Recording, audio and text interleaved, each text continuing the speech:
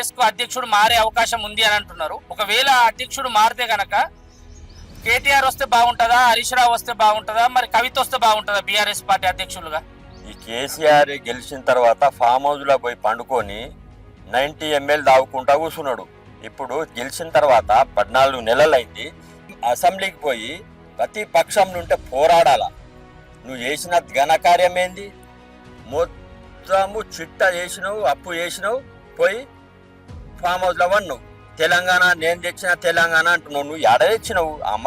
ఎంత అమరులయ్యారు విద్యార్థులు, ఎంత అమరులయ్యారు. శ్రీకాంతాచారి ప్రాణం పోయింది అది పాపం. ఆయన ఉద్యమకారుడు, ఈయన కాదు. ఇప్పుడు అంటూరుగా మీరు ఎవరు అధ్యక్షులు చేయాలని చెప్పేసి. కేటీఆర్ మొత్తం కుంభకోణం ఉన్నది. భూ కబ్జాలు, బెదిరింపులు. ఈ కవితమ్మ నిజామాబాద్కు ఎంపీ ఉండి ఏం చేసింది? ఏం చేయలే. లిక్కర్ మాఫియా, లిక్కర్ మాఫియాలో మొత్తం లిక్కర్ అమ్ముకుంటా మొత్తం ఇజ్జత్ తీసింది. లిక్కర్ రాని అంటారు. అలా కుటుంబ పాలన వేస్తూ ఆ రావుల పాలన అద్దు. మాకు చేస్తే బీసీ నాయకుడికి వేయండి.